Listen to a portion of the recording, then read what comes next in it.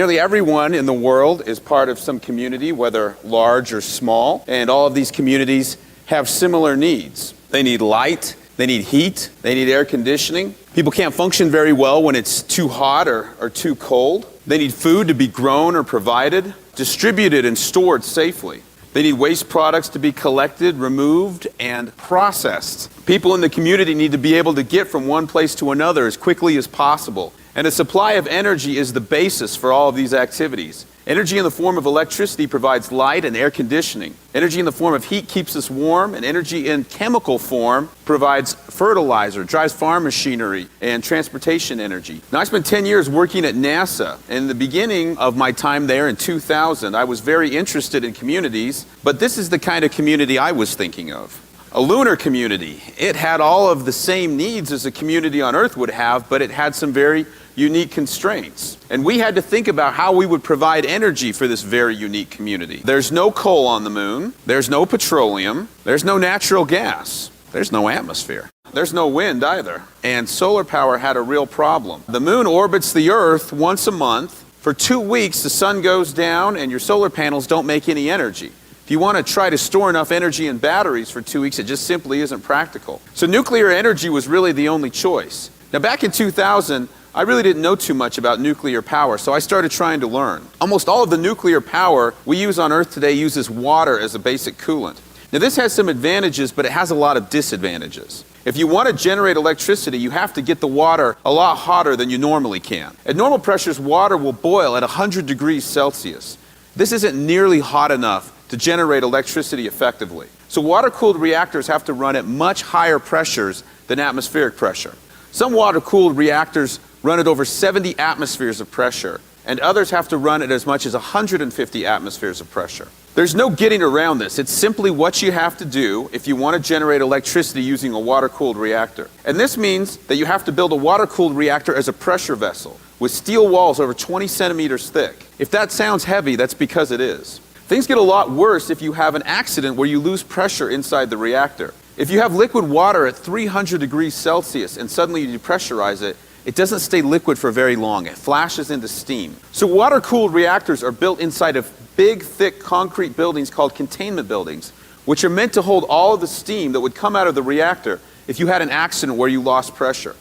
Steam takes up about 1,000 times more volume than liquid water, so the containment building ends up being very large relative to the size of the reactor. Another bad thing happens if you lose pressure and your water flashes to steam. If you don't get emergency coolant to the fuel in the reactor, it can overheat and melt. Now, the reactors we have today use uranium oxide as a fuel. It's a ceramic material similar in performance to the ceramics that we use to make coffee cups or cookware, or the bricks we use to line fireplaces. They're chemically stable, but they're not very good at transferring heat. If you lose pressure, you lose your water, and soon your fuel will melt down and release the radioactive fission products within it. Making solid nuclear fuel is a complicated and expensive process, and we extract less than 1% of the energy from the nuclear fuel before it can no longer remain in the reactor. Water-cooled reactors have another additional challenge. They need to be near large bodies of water where the steam they generate can be cooled and condensed. Otherwise, they can't generate electrical power. Now, there's no lakes or rivers on the moon. So if all of this makes it sound like water-cooled reactors aren't such a good fit for a lunar community, I would tend to agree with you.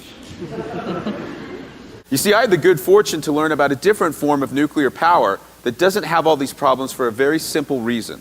It's not based on water cooling, and it doesn't use solid fuel. Surprisingly, it's based on salt. One day I was in a friend's office at work, and I noticed this book on the shelf, Fluid-Fueled Reactors, and I was interested and asked him if I could borrow it. Inside that book, I learned about research in the United States back in the 1950s into a kind of nuclear reactor that wasn't based on solid fuel or on water cooling. It didn't have the problems of the water-cooled reactor, and the reason why was pretty neat. It used a mixture of fluoride salts as a nuclear fuel, specifically the fluorides of lithium, beryllium, uranium, and thorium. Fluoride salts are remarkably chemically stable. They do not react with air and water. You have to heat them up to about 400 degrees Celsius to get them to melt, but that's actually perfect for trying to generate power in a nuclear reactor.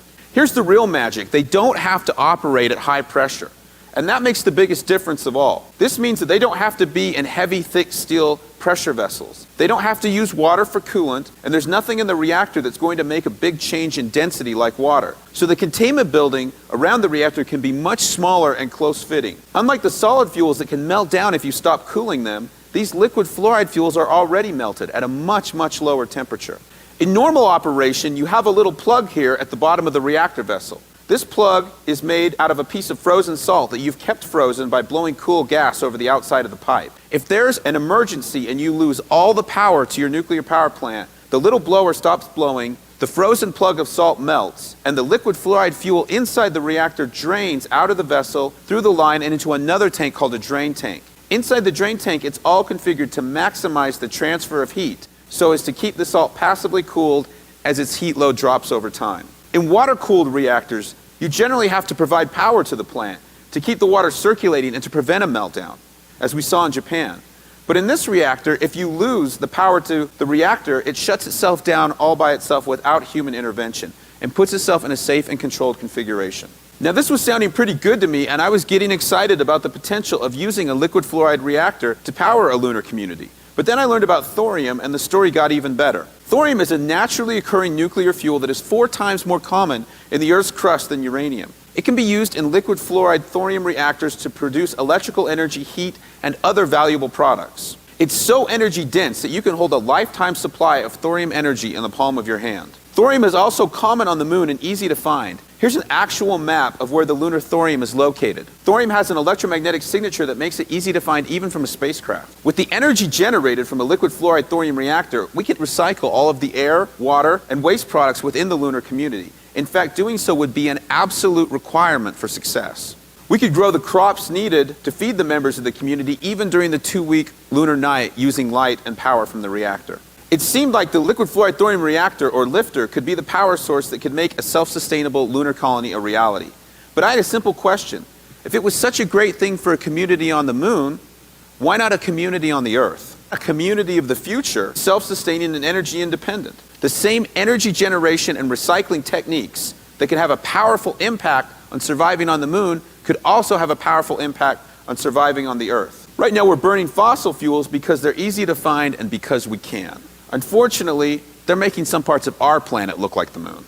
Using fossil fuels entangles us in conflict in unstable regions of the world and costs money and lives.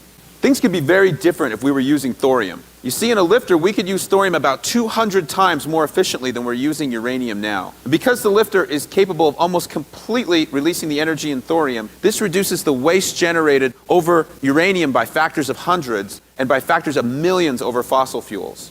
We're still going to need liquid fuels for vehicles and machinery, but we could generate these liquid fuels from the carbon dioxide in the atmosphere and from water, much like nature does. We could generate hydrogen by splitting water and combining it with carbon harvested from CO2 in the atmosphere, making fuels like methanol, ammonia, and dimethyl ether, which could be a direct replacement for diesel fuels. Imagine carbon-neutral gasoline and diesel, sustainable and self-produced. Do we have enough thorium? Yes, we do. In fact, in the United States, we have over 3,200 metric tons of thorium that was stockpiled 50 years ago and is currently buried in a shallow trench in Nevada. This thorium, if used in lifters, could produce almost as much energy as the United States uses in 3 years. And thorium is not a rare substance either. There are many sites like this one in Idaho, where an area the size of a football field would produce enough thorium each year to power the entire world. Using liquid fluoride thorium technology, we could move away from expensive and difficult aspects of current water-cooled, solid-fueled uranium nuclear power. We wouldn't need large, high-pressure nuclear reactors and big containment buildings that they go in. We wouldn't need large, low-efficiency steam turbines. We wouldn't need to have as many long-distance power transmission infrastructure because thorium is a very portable energy source that can be located near to where it is needed. A liquid fluoride thorium reactor would be a compact facility, very energy efficient and safe, that would produce the energy we need day and night and without respect to weather conditions. In 2007, we used 5 billion tons of coal, 31 billion barrels of oil, and 5 trillion cubic meters of natural gas, along with 65,000 tons of uranium to produce the world's energy. With thorium, we could do the same thing with 7,000 tons of thorium that could be mined at a single site. If all this sounds interesting to you, I invite you to visit our website, where a growing and enthusiastic online community of thorium advocates is working to tell the world about how we can realize a clean, safe, and sustainable energy future based on the energies of thorium. Thank you very much.